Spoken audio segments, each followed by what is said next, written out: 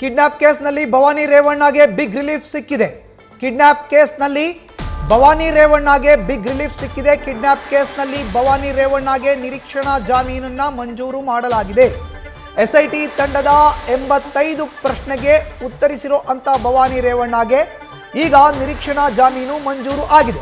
SIT ತಂಡದ ಮುಂದೆ ಹಾಜರಾಗಿದ್ರು ಭವಾನಿ ರೇವಣ್ಣ 85 ಪ್ರಶ್ನೆಗಳಿಗೆ ಉತ್ತರವನ್ನ ಕೂಡ ಕೊಟ್ಟಿದ್ರು. ಭವಾನಿ ರೇವಣ್ಣರಿಗೆ ಆಹಾರ ಮತ್ತು ಬಟ್ಟೆ ನೀಡಿರೋದಾಗಿ ಸಂತ್ರಸ್ತೆ ಹೇಳಿಕೆಯನ್ನ ಕೊಟ್ಟಿದ್ರು. ಅನಗತ್ಯವಾಗಿ ಭವಾನಿ ರೇವಣ್ಣರನ್ನ ಬಂಧಿಸೋದು ಬೇಡ ಅಂತ ಕೋರ್ಟ್ ಹೇಳಿತ್ತು. ಹೈಕೋರ್ಟ್ನಿಂದ ಈಗ ಭವಾನಿ ರೇವಣ್ಣಗೆ ಜಾಮೀನು ಮಂಜೂರು ಮಾಡಲಾಗಿದೆ. ಕೆಆರ್ ನಗರದ ಮಹಿಳಾ ಕಿಡ್ನಾಪ್ ಆರೋಪ ಪ್ರಕರಣದಲ್ಲಿ ಭವಾನಿ ರೇವಣ್ಣಗೆ ಬಿಗ್ ರಿಲೀಫ್ ಸಿಕ್ಕಿದೆ. ಕಿಡ್ನಾಪ್ ಕೇಸ್ನಲ್ಲಿ ಭವಾನಿ ರೇವಣ್ಣಗೆ ಈಗ ಬಿಗ್ ರಿಲೀಫ್, ಜಾಮೀನು ಮಂಜೂರು ಮಾಡಿ ಕೋರ್ಟ್ ಆದೇಶವನ್ನು ಹೊರಡಿಸಿದೆ.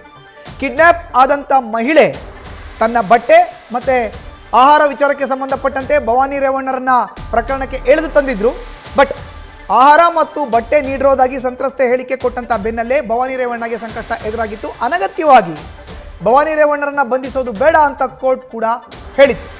ಈಗ ಹೈಕೋರ್ಟ್ನಿಂದ ಭವಾನಿ ರೇವಣ್ಣಗೆ ಜಾಮೀನು ಮಂಜೂರು ಆಗಿದೆ.